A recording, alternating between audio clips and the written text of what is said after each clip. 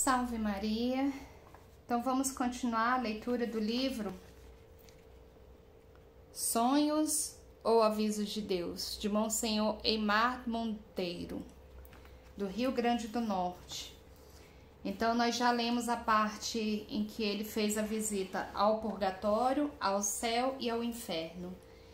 E agora nós vamos proceder, já está no finalzinho, o plano do demônio, relatado pela vidente, aquela mesma que faz a comparação com as visões do sacerdote. Então, o plano do demônio, página 59, a vidente. Eu já estava muito cansada e desesperada de ver tudo aquilo, pois estava lá desde a meia-noite e já eram quase 6 da manhã. Neste instante soou uma estridente trombeta e imediatamente se reuniu milhares de demônios em volta do seu chefe, Lúcifer, e ele começou a dar ordens. Deviam ir à terra para derrubar as almas que poderiam santificar, como os religiosos, os padres, as crianças, os adolescentes, as famílias, os videntes e impedirem as mães de exercerem suas funções como deveriam. Aos religiosos, para lhes tirar a fé e assim poderem os demônios possuírem as igrejas e os conventos, levá-los a ensinar o erro e não informar os fiéis a verdade que salva, o Santo Evangelho e o que ensina a Igreja Católica.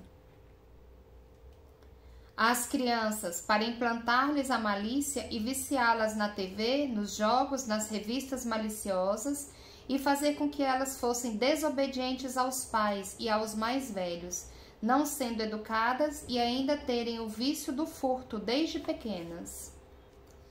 Aos adolescentes, para viciá-los no alcoolismo, na prostituição, nos cinemas e nas drogas, levá-los a ver programas e revistas pecaminosas, a serem desobedientes, a pronunciarem palavrões, não rezarem e a não terem religião, serem homossexuais, frequentarem bailes e festas escandalosas, praticarem o nudismo, a moda imoral, mini-saias, short, decotes, as meninas com calças coladas e o namoro pecaminoso, e outro tanto, os beijos de novelas que hoje é prática comum e que os adolescentes sejam ambiciosos e egoístas.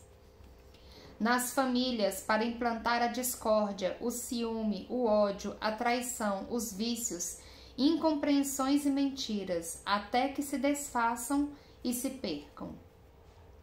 Às mães e pais, para instigar-lhes a prática do aborto, a abandonar as crianças, a não se importarem com o comportamento dos filhos, deixando-os à vontade, não se sentindo responsáveis pelos filhos, espancando-os, estuprando-os, sendo totalmente deszelosos com os filhos, com a casa, com o trabalho, sendo preguiçosos e sujos.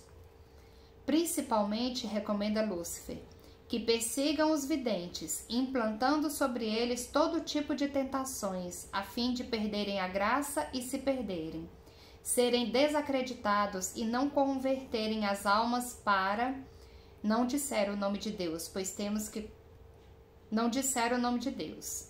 E aí ele continua. Pois temos que conquistar todas elas para nós e não deixar nenhuma para... Novamente não fala o nome de Deus. E assim seremos vitoriosos nesta batalha. Ouviu-se risos estridentes por todo lado. Era a maior festa. Todos contentes por irem para a terra implantar a desordem e a destruição. O chefe ordenou que fossem já, e foi com enorme barulho que saíram daquela presença asquerosa para subirem à terra. Eu estava petrificada, horrorizada, com muito medo. Era como se eu nunca mais fosse sair daquele lugar horripilante. Implorei ao anjo que não suportava mais ver aquilo, e foi aí que... Graças a Deus, não sei se acordei ou saí do êxtase em que me encontrava. Rezei por toda a humanidade para que Deus tivesse piedade e que não deixasse que as forças do mal envolvessem os seus filhos e a criação. Pedi à Virgem Maria que cobrisse a todos com seu manto sagrado e nos protegesse dos infernais ataques, que com a sua autoridade sobre os infernais demônios ordenasse a sua volta para o inferno e de lá não saíssem nunca mais para atormentar e perder as almas que são de Deus. Em todas as cavernas que vi, os demônios se vingavam em torturar as almas. Quanto mais dor sentiam e gritavam, mais eles as torturavam com prazer e indescritível maldade, babando, soltando gargalhadas e fogo fétido. Esses demônios são babentos, monstruosos, horripilantes. Na verdade, não há nem como descrevê-los, pois não há nada com que se possa comparar nem de longe com eles aqui na Terra. O sadismo é próprio dos demônios, só fazem o mal, só gostam do mal. É o único ponto de união entre eles. As pessoas que neste mundo brincam com os demônios, pensando dominá-los, invocando-os nas bruxarias, espiritismo, maçonaria, pactos com seres tão hediondos, pensando serem espíritos elevados, avançados, amigos, estão totalmente enganados. Faz parte do seu jogo mostrarem-se falsamente submissos aqui, para atormentá-los mais tarde no inferno. É preciso entender que nesses seres perdidos não existe a menor sombra de bem. O que fazem na aparência de bem não passa de trapaça e mentira. Jesus já nos alertou, é o pai da mentira e quando mente faz o que lhe é próprio. Havia ainda um lugar cheio de carne humana podre, esverdeada, fétida. Havia ali inúmeras almas e os demônios enfiavam-lhes na boca com os tridentes de brasas essa carne, obrigando-as a comer aquelas imundícies nojentas. Essas almas eram as que aqui na terra não faziam jejum e só pensavam em comer, pecando pela gula, aqueles cujo Deus é o ventre. Eu me sentia muito triste por aquelas almas, por elas nunca mais sentirem alívio daquelas dores, daqueles sofrimentos, e por pensar que nós também estamos sujeitos a ir para lá, dependendo do nosso comportamento, pois os demônios irão fazer de tudo para nos perder, e assim levar-nos para o inferno. Muitos de nós mesmos, tendo todos os ensinamentos para nos salvar, poderemos não ter forças para livrar-nos do ataque dos demônios. O anjo disse-me para seguirmos o ensinamento da Mãe de Deus. Rezar, rezar, rezar. E aqui termina a parte da vidente. E aí tem a visão de Santa Teresa d'Ávila, de Santa Faustina e os fundamentos bíblicos. A visão de Santa Teresa d'Ávila. Estando em oração, achei-me metida no inferno. Parecia-me a entrada à maneira de um beco muito comprido e estreito, semelhante a um forno muito baixo, escuro e apertado. O chão parecia de uma água suja e lodosa e de um fedor insuportável, pestilencial e cheio de muitos animais peçonhentos. No fundo, havia uma cavidade aberta numa parede semelhante a um armário, onde me vi meter em muita estreiteza. Isso era nada do que ali senti. Senti um grande fogo na alma que não entendi de que maneira. As dores corporais são tão insuportáveis que não se compara com as maiores dores da terra. Tudo é nada em comparação do que senti e ver que era sem fim e sem jamais cessar. O agonizar da alma é um aperto, uma sufocação, uma aflição tão sensível e tão grande desespero e aflito descontentamento que eu não sei explicar. É a alma que despedaça. Fogo interior, desesperação por cima de gravíssimos tormentos e dores. Não via eu quem mais dava. Sentia-me queimar e retalhar o corpo. O fogo e o desespero é o pior. Não há sentar-se nem deitar-se, nem há lugar. Me puseram neste buraco feito na parede. São paredes espantosas à vista. Apertam por si mesmas e tudo sufoca. Não há luz, mas trevas escuríssimas. Não entendo como pode ser visto que, não havendo luz, se vê tudo que à vista causa pena. Isso é tão diferente como a pintura o é da realidade.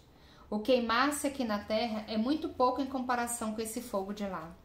Eu fiquei tão aterrada e ainda o estou a escrever isso, apesar de já haver quase 6 anos que isso aconteceu, parece-me, e assim é, me falta o calor natural aqui onde estou.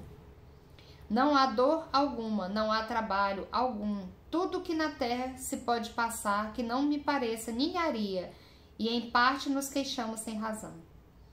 Com isso, perdi o medo das tribulações e contradições desta vida, e esforço-me para padecê-los e dar graças ao Senhor que me livrou de tão terríveis males perpétuos. De então para cá, tudo me parece fácil em comparação do que ali padeci. Quantas vezes, Senhor, me livrastes do cárcere tão tenebroso, e como eu me tornava a meter nele contra a vossa vontade. Sede bendito, Deus meu, para sempre. Está escrito no livro da vida de Santa Teresa d'Ávila, capítulo 32. O testemunho de Santa Faustina. Hoje estive nos abismos do inferno, levada por um anjo. É um lugar de grande castigo, e como é grande a sua extensão. Tipos de tormentos que vi. O primeiro tormento, que constitui o inferno, é a perda de Deus. Segundo, contínuo remorso de consciência. Terceiro, este destino não mudará nunca. Quarto tormento é o fogo que atravessa a alma e não a destrói. É um tormento terrível, é um fogo espiritual, aceso pela ira de Deus. Quinto tormento é a contínua escuridão. Os demônios e as almas condenadas veem-se naturalmente e veem todo o mal dos outros e o seu. O sexto tormento é a contínua companhia do demônio. O demônio é visto no próprio ser, tormento intolerável. Sétimo tormento é o terrível desespero, ódio a Deus, maldições, blasfêmias. São tormentos que todos os condenados sofrem juntos, mas não é o fim dos tormentos. Existem tormentos especiais para as almas, os tormentos dos sentidos. Cada alma é atormentada com o que pecou, de maneira horrível, indescritível. Existem terríveis prisões subterrâneas, abismos de castigos, onde um tormento distingue-se do outro. Eu teria morrido vendo esses terríveis tormentos se não me sustentasse a onipotência divina. Que o pecador saiba que será atormentado com o sentido com que pecou, por toda a eternidade. Estou escrevendo isso por ordem de Deus, para que nenhuma alma se excuse dizendo que não existe inferno ou que ninguém esteve lá. Eu, irmã Faustina, por ordem de Deus, estive nos abismos do inferno para falar e testemunhar que o inferno existe.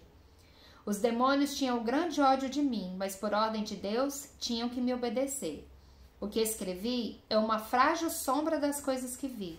Percebi uma coisa: o maior número de almas que lá estão é o daqueles que não acreditavam que o inferno existe. Quando voltei a mim, não podia me refazer do terror de ver como as almas sofrem terrivelmente ali, e por isso rezo com mais fervor ainda pela conversão dos pecadores. Incessantemente peço a misericórdia de Deus para eles. Ó meu Jesus, prefiro agonizar até o fim do mundo, nos maiores suplícios, a ter que vos ofender com o menor pecado. Diário de Santa Faustina, número 741. E aqui tem alguns fundamentos bíblicos sobre o purgatório, o céu e o inferno. Em Macabeus 12, rezar pelos falecidos. Santo modo de agir. Essa parte é do purgatório. 1 Coríntios 3, será salvo, porém passando de alguma maneira pelo fogo. Mateus 12, se porém falar contra o Espírito Santo, não alcançará perdão nem neste século, nem no século vindouro, o purgatório. Mateus 5, em verdade te digo, dali não sairás antes de teres pagado o último centavo. Aqui não se trata do inferno, de onde não se sai mais, mas do purgatório. Apocalipse 21. Na Nova Jerusalém não entrará nada de impuro.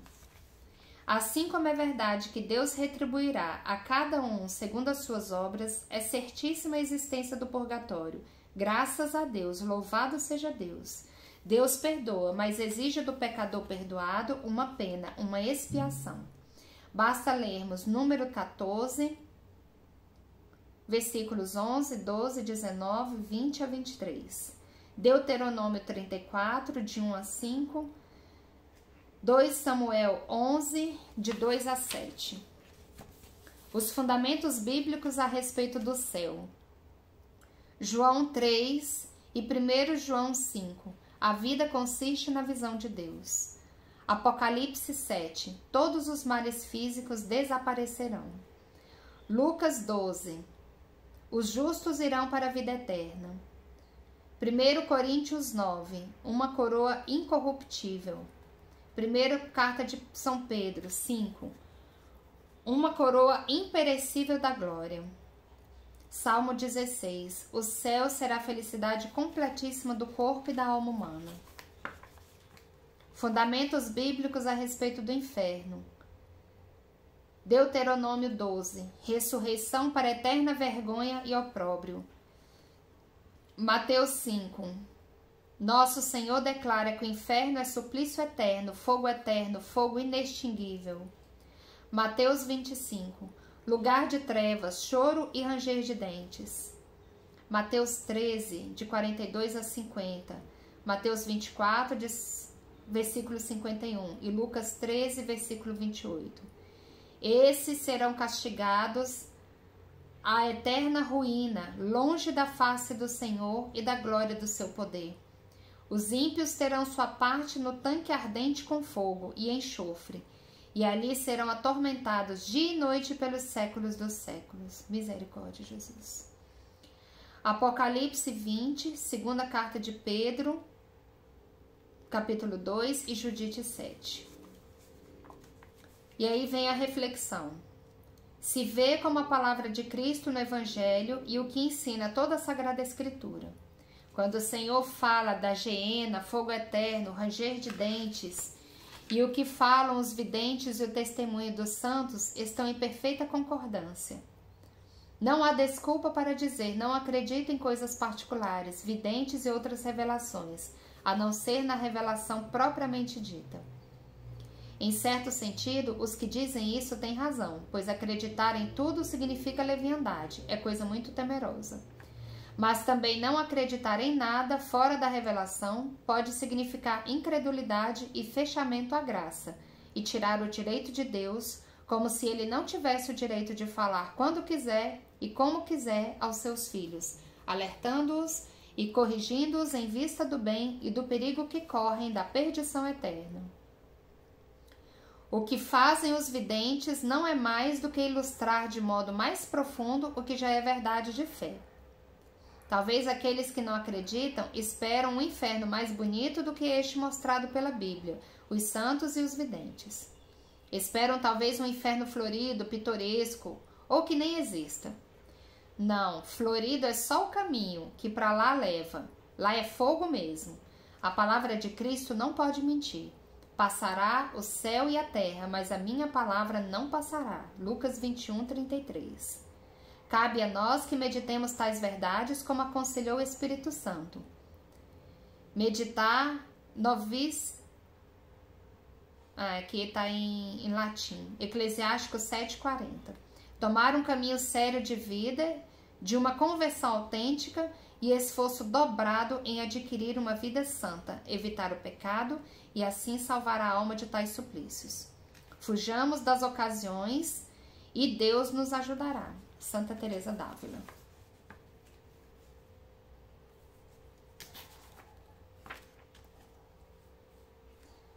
A misericórdia divina, grande esperança e consolação. Escrito de Santa Catarina de Sena. O pecado de desespero é o pecado que desagrada a Deus mais do que todos os outros pecados e males. É mais prejudicial pelo seguinte: os demais vícios pecaminosos são cometidos pelo incentivo de algum prazer. Deles, a pessoa pode arrepender-se e obter o perdão. No pecado de desespero, o homem não é movido por fraqueza alguma. O ato de desesperar-se não inclui debilidade, mas somente intolerável dor. Quem desespera despreza a misericórdia de Deus e julga que o seu pecado é maior que a sua bondade. Quem faz tal pecado já não se arrepende, já não sente dor pela culpa. Poderá o responsável queixar-se do castigo recebido, mas não da ofensa cometida. Por essa razão são condenados. Como vês, é o pecado de desespero que conduz alguém ao inferno. Mas lá, o homem sofrerá também por causa dos outros erros. Quando o pecador se arrepende das faltas passadas, é perdoado. Deus fala: minha misericórdia é infinitamente maior do que todos os pecados que um homem possa cometer. Entristece-me o fato de que alguém considere suas faltas maiores que meu perdão. Esse é o pecado que não é perdoado nem neste mundo, nem no outro. Mateus 12:31. Desagrada-me o ato de desespero de quem passou a vida no pecado. Santa Catarina de Sena, o diálogo número 28. Propósito: confiar sempre no perdão divino e lutar para não ofender nunca a suma bondade. Então aqui tem alguns conselhos. Número 1. Como fazer para livrar-se do inferno e do purgatório? Disse o anjo São Miguel: assistindo com amor à Santa Missa, prestas a maior honra à santa humanidade de Jesus Cristo, o Salvador, e assim o glorificas. Diminui o império do demônio em ti. Perdoa os pecados veniais não confessados, dos quais arrependeste seriamente. Toda Santa Missa implora o perdão de Deus. Uma Santa Missa assistida em vida vale mais do que muitas rezadas por ti depois da morte. A sua maior consolação na hora da morte serão as Santas Missas assistidas. A Santa Missa livra-te de muitos perigos que te rodeiam, diminui o tempo de purgatório e aumenta a glória do céu. Quando o sacerdote abençoa na Santa Missa, Deus abençoa no céu, como também a tua família e os teus negócios particulares. Na Santa Missa, Jesus dá tudo o que pedes, desde que seja sensato. Terá mais salvação aquele que assiste uma Santa Missa para o próximo, do que aquele que dá toda a sua riqueza e não assiste a Santa Missa. Se conheces o valor da Santa Missa e da Eucaristia, se amas, adoras, respeitas Jesus Eucarístico e vives os mandamentos, não há o que temer, pois o Senhor livrar-te-á da morte eterna e dos perigos que te rodeiam. Mas ignorar o verdadeiro amor da Santa Missa, o verdadeiro valor da Santa Missa, pode trazer muitas desgraças para a tua alma e muitos perigos, inclusive a perda eterna. Não deixes este presente de Deus passar despercebido em sua vida. Número 2. Como se livrar do purgatório? O primeiro meio é evitar o pecado venial e toda imperfeição possível. Tenhamos horror ao pecado venial. A confissão frequente, bem praticada, com sincero arrependimento, com emenda da sua vida, de vida cada dia mais. Confissão quinzenal bem preparada, sem rotina, contrita, purifica a alma que vai fazendo o seu purgatório nessa vida. A penitência dada pelo confessor, embora pequena, tem grande valor para a remissão da pena temporal. A Eucaristia apaga o pecado venial e purifica cada vez mais a alma. Quem na terra se purifica bem para a comunhão, está se purificando para a visão eterna logo após a morte. Uma alma verdadeiramente eucarística não teme o purgatório. A extrema-unção é a bênção e a bênção apostólica na hora da morte. A extrema-unção tem o poder de abrir logo as portas do céu, termina a cura espiritual e faz desaparecer da alma tudo o que poderia impedi-la de entrar na glória. A confissão faz desaparecer o pecado e a sagrada unção os restos do pecado. Disse São Tomás de Aquino. A conformidade com a vontade de Deus na morte pode levar uma alma logo para o céu sem passar no purgatório, porque é um ato de caridade de grande valor. Santo Afonso. Muitos descuidam da extrema-unção e deixam escapar tão grande valor. Este santo viu um homem conhecido seu no purgatório e foi revelado que aquele homem não teria morrido da doença que o levou à sepultura e nem estaria sofrendo no purgatório se tivesse recebido a sagrada unção. Indulgência apostólica. Esta nos pode abrir logo o céu. O sacerdote dá aos enfermos em perigo de morte com essas palavras: Nosso Senhor Jesus Cristo, Filho de Deus vivo, que deu ao bem-aventurado apóstolo Pedro o poder de ligar e desligar, pela sua pieíssima misericórdia, receba a tua confissão e te restitua a estola primeira que recebestes no batismo. E eu, pela faculdade que me foi dada pela sé apostólica, te concedo a indulgência plenária e a remissão de todos os pecados, Em nome do Pai, do Filho e do Espírito Santo. Que beleza! A inocência do batismo restituída ao pecador na hora da morte. Não é a porta do céu? E o sacerdote acrescenta para confirmar a absolvição. Pela sacrossanta humanidade e pelos mistérios da reparação humana, o Deus onipotente te perdoa todas as culpas desta e da futura vida. Te abra as portas do paraíso e te leve à felicidade eterna. Seria bom que os sacerdotes usassem essa fórmula acima em negrito, tão perfeita do ritual da igreja para conceder a indulgência.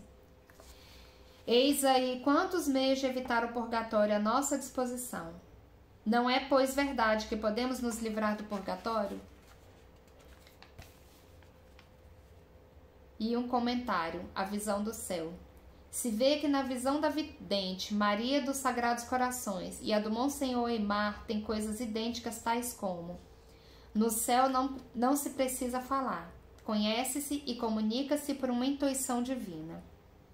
O respeito que se deve ter nas igrejas aqui na terra, que é o lugar mais santo, a morada de Deus. Os sacerdotes são venerados por todos os anjos e santos do paraíso. A porta do céu é pequena e estreita, e que as mães têm lugar especial no céu. E aí termina o livro. Então é isso, meus irmãos. Busquemos praticar mais a bondade, busquemos a Santa Missa, busquemos a Eucaristia, busquemos a contrição perfeita na confissão frequente e nos será garantido a vitória no final. Se você curtiu esse vídeo, dá um like, compartilha, mostra para outras pessoas para que elas também fiquem atentas a esses sinais que o Senhor nos dá através de outras pessoas, para que fiquemos atentos, para que possamos mudar de vida. Se você não é inscrito no canal, se inscreva no canal e eu vou deixar na descrição do vídeo o contato lá da editora para que você possa adquirir esse livro e outros. São livros baratos, esse aqui, se não me engano, tá R$10. E tem outros livros, tem livro de R$5, mas tudo para evangelizar. Então a gente compra, se você puder comprar para presentear, faça isso. Faça isso porque é a nossa parte na evangelização. E o Frei Josué também indicou esse livro. Amém? Então, salve Maria, fiquem com Deus, até a próxima leitura.